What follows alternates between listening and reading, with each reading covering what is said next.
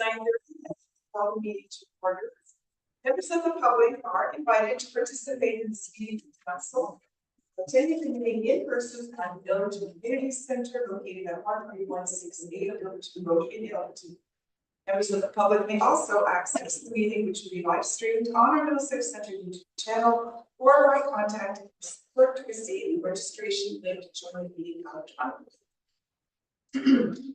The municipality of Middlesex Center recognizes that we are gathering on the traditional territory of the Anishinaabe, Haudenosaunee, and Lenape peoples.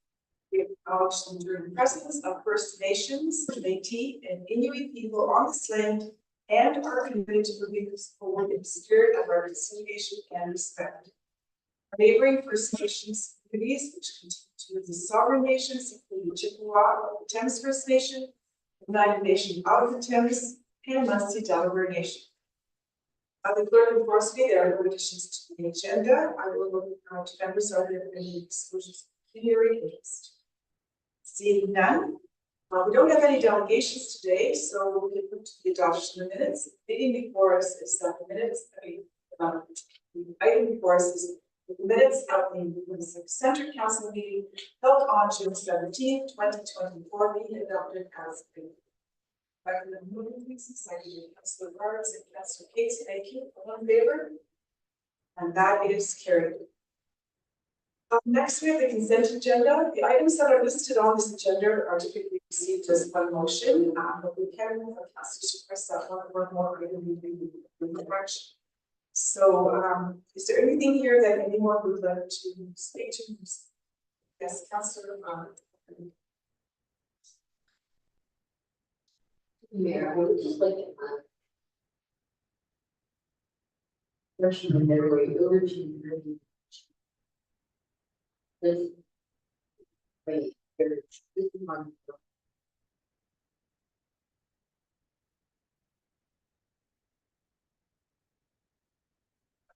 So, starts from the meditation one, which southeast down.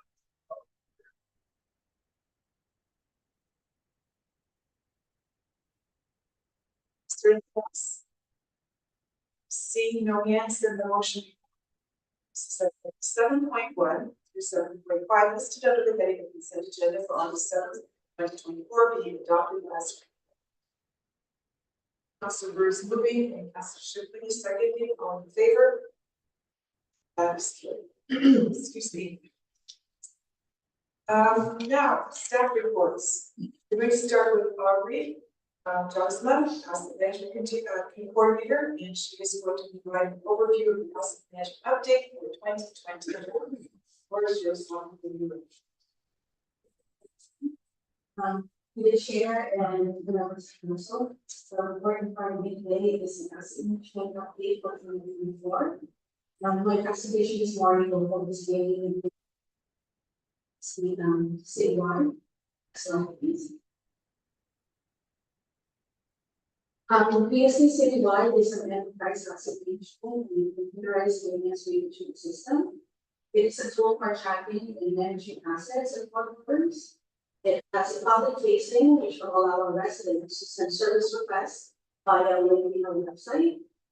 The service requests are then sent directly to your verification, environmental services, or community services. We are now in the support phase of the project. Data migration of all changes that we know.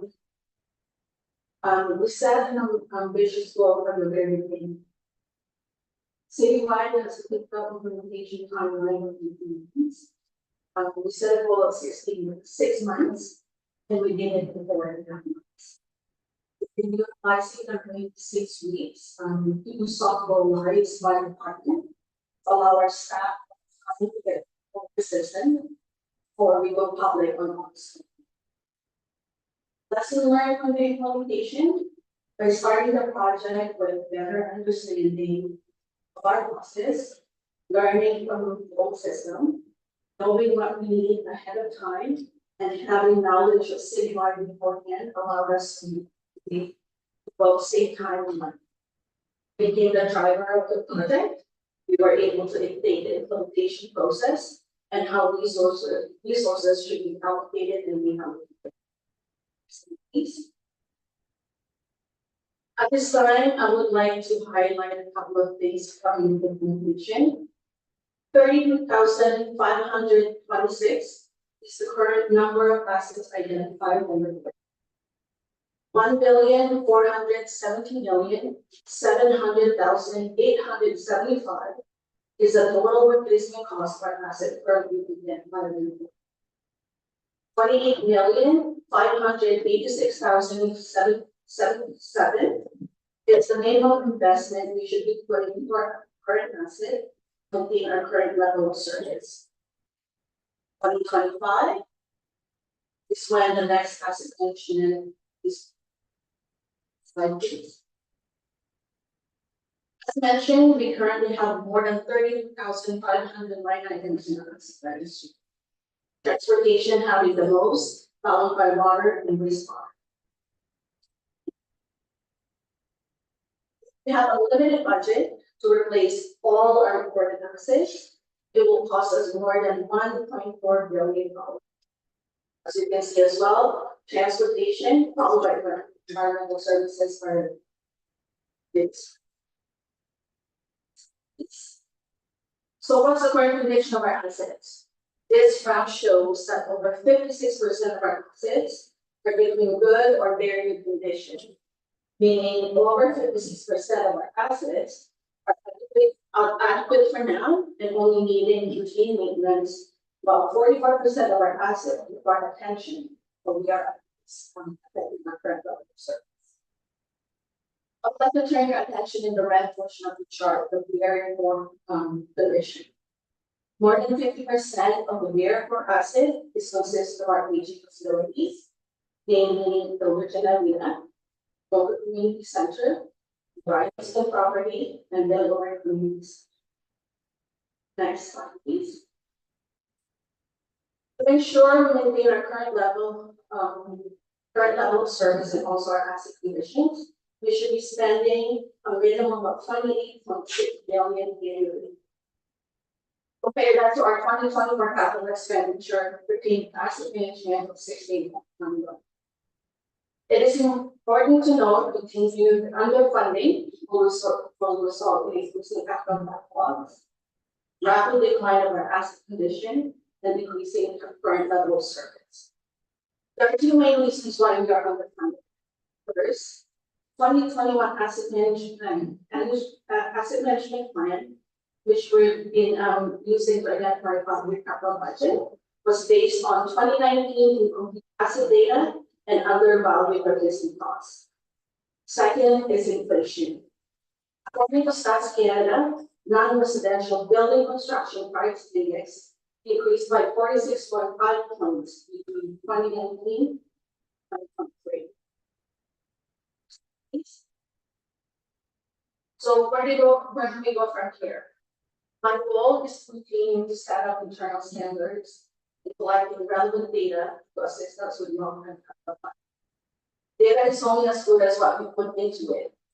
Jim, with the implementation of citywide, we now have the capacity to ensure better data performance in the future. Our next asset management plan is due July 1st next year. In our case, we have two main requirements we need to include in the next iteration of our plan. First, we must move from 5-year capital budgeting to 10 years. For each category, we must identify the close level of service, establish metrics to ensure whether we are meeting or not meeting those close level of service, and risk analysis of the long-term financial sustainability of service. This time, I'll be happy to answer any questions. Thank you for that report.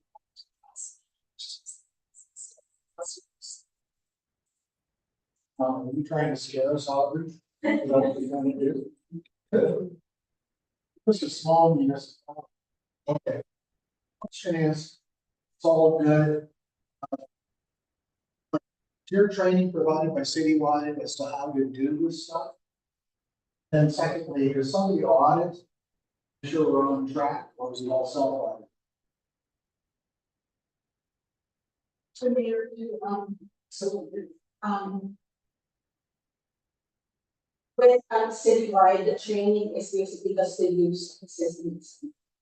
The assumptions and also, the analysis, the assets themselves are based on my experience from, street. Also, I recently, completed, certifications. It's called, certified asset management. Which is, and also, I've also coordinated with other departments to ensure that we're using. Just a follow-up, so the people in the field, are they constantly communicating with you saying this thing's running out of gas? When we said it's gonna last another 5 years, but it's not what we do right now, or how does that happen? That is right. As part of one session, I'm ensuring that, I'm in communication with people on the field, like the operators. And also, as part of the process for asset management, I decided to divide my days. For Wednesdays, I'm spending time with Eric's team to ensure that I'm aware of their process. And also I'm in the know of what's going on, with each department. Thank you, well done. You, Madam Mayor, this is for Tiffany. You see the numbers. Are they attainable? But we're talking big dollars here, but is there some way we can get closer to this, or closer to the public? So through maybe, that's a great question. Eventually, I do believe that it could be attainable for this municipality, but it is a long journey. So each year, since we did the prior asset management plan back in 2021, we have been adding an additional $1 million into our reserve funds, specifically like 4 main reserve funds. Those would be our general vehicles and equipment, the fire vehicles and equipment, roads, capital, and buildings and facilities. Like those are our tax-based asset management funds. So we're putting in an additional $1 million every year. However, given our updated amounts and seeing the increases in the amounts of all these projects, we would like to continue to increase that $1 million. It has been just $1 million each year. We have a plan in place to take a look at a financial strategy related to now the work that Aubrey's been doing with the asset management plan to increase that $1 million. But we do need to see what we can fit within the budget. So over time, I think we can eventually get there. However, it is going to be. We do have hopes and new grants all the time, and the government is well aware of what the gaps are. That has been reported. So we are hopeful that, say, our OCIF or the Canada Community Benefit Fund would have additional funding. But other than that, we will continue along this journey and add more in every time. Yeah, right now we are going to be underfunded, but I think that would be the case everywhere. See any other hands, so I'll just add my thanks and kudos to the staff. This is really important work and important information, and making fact-based decisions. That it's not like throwing garbage in, garbage out, throwing something in a dartboard, hoping it works, kind of thing. So I really appreciate all the effort that has gone into it. That really helps make good decisions. So thank you for that. So now we do have a motion before us that report from PWP 36/2024, dated August 7th, 2024, regarding the municipal's asset management programs be received for information. Mr. Gates and Councilor Huffman, thank you. All in favor? And that is carried. Thank you. And now Eric Chaudhry is going to give us an update on the local upgrades 2024. And if they're ready, I'm going to turn mine off. If you're ready, please. There you go, Mayor. Before you, we have report number PWE 3/2024, titled the Tomoko Wastewater Treatment Plant Floor Upgrades. And I'm here to request that be received and executed as a single source, be awarded to SEMA Plus Engineering Group. And I'm seeking the single source of approval through the procurement of goods and services policy CPS 07/2001, dated January 1st, 2021. Just to provide you a little bit of background and context about the program, the project that's ongoing. The Komoka blower system was originally installed in the 1990s, and they are reaching their current useful end of life. And due to their age, their configuration and location, and the styles of the blowers, we can see significant improvements and significant cost realization with new technologies and the instant installation of new appropriately sized blowers, more efficient blowers. This was identified in the first phase of the project that was used plus. This project was completed by a competitive bid process that was awarded in 2020 SEMA Plus. It was awarded through project RWE 2023-3, and it was also called the Komoka wastewater treatment blower upgrades. This project reviewed the existing blower systems conditions, the piping, the capacity, and then they developed a design basis for the plant at its rated capacity and also its growth projections. We evaluated new technologies and other alternatives and identified the best alternative for these four upgrades. This project was a complete success and resulted in SEMA Plus developing in-depth knowledge of our process and understanding of the treatment facilities, our blowers, our processes and controls and configurations. So to continue with SEMA Plus as an extension of that project, we're going to retain that in-depth knowledge of the program of the system, and it allows for a quick transition to the design so we can hear new blowers going forward. SEMA Plus also has a great in-depth knowledge and experience at other facilities throughout the province of Ontario, and they can easily incorporate everything that they know into our project, resulting in the time cost-effective and time-efficient project going forward. So I am seeking that you award SEMA Plus contract for $144,742 with non-refundable HST portion. Council did originally approve in the 2024 budget under Komoka wastewater treatment plant aeration blower and HVAC upgrades, $671,352. So we do have funds available, and it's being costed through the reserve fund. And I hope that you will take my request and award the project to SEMA. Happy to answer any questions. Thank you for that report. Let's put this motion on the floor. It's that report that we need to be 2024 regarding local wastewater treatment facility blower upgrades are being received, and that the WWTF blower upgrades will be SEMA Plus company in the amount of $144,700 excluding HST, and further that the mayor could be authorized to execute the necessary contract documents. Number, please. Should be Deputy Friend and Councilor, questions or clarifications? Let's go ahead, Councilor. Through you, Madam Mayor, Eric, I apologize that I asked this question before, but exactly what you talk about, what is the blower? Through you, Madam Mayor, or Councilor. An aeration blower is probably one of the most critical components in the wastewater treatment facility. What it's doing is it's taking the ambient air around the blower and it's pressurized, pushing it through a big compressor. and then injecting air into an aeration basin where the wastewater is located. And in the aeration basin is where the magic happens.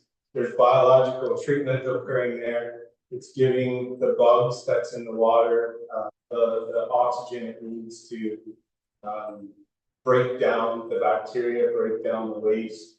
It makes for an conducive environment for microorganisms to break down that waste so that the treatment facility can stay within compliance.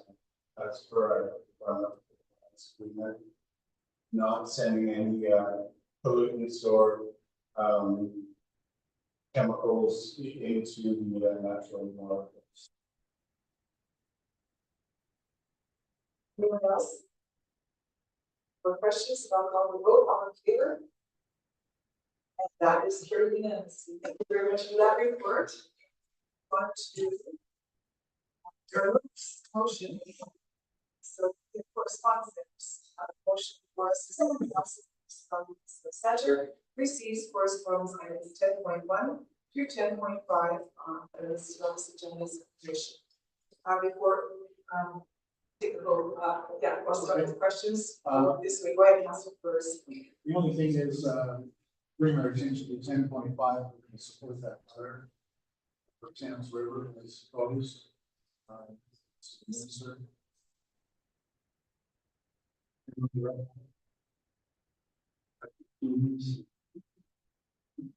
Okay. Anyway, do we want to do anything about that? We want to support what they're asking us to do, which is this pro forma letter to the minister. Freezing fees. This is triggered by Bill 185.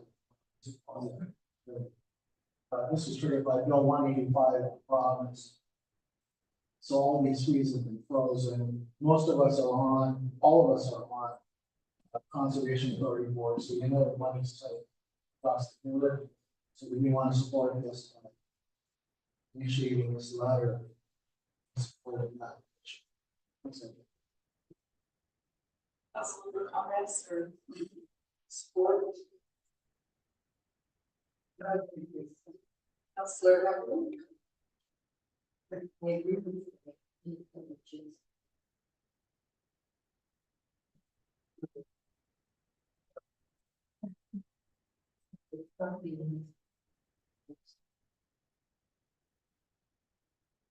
So we have someone who's raised the issue and needs to support us, for this wording for motion.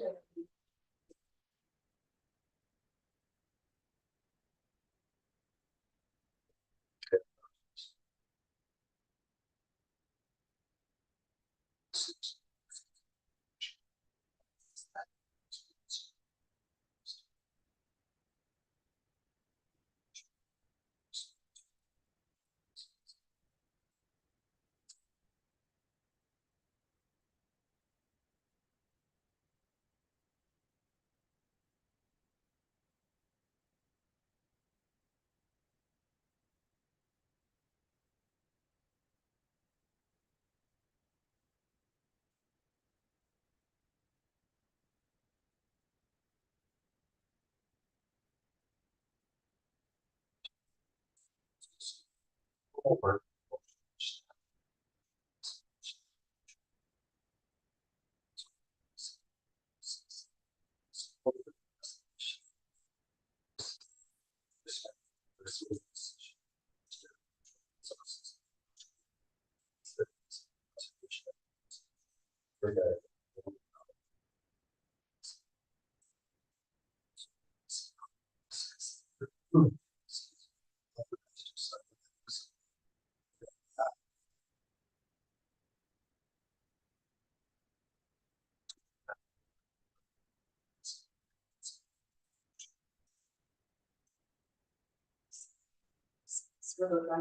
Give Councilor Curtis and all the vote in favor. And that is okay. Thank you for raising that. Councilor Kate, you're in. You know, there, item 10.6 has a motion as well that I think we should support.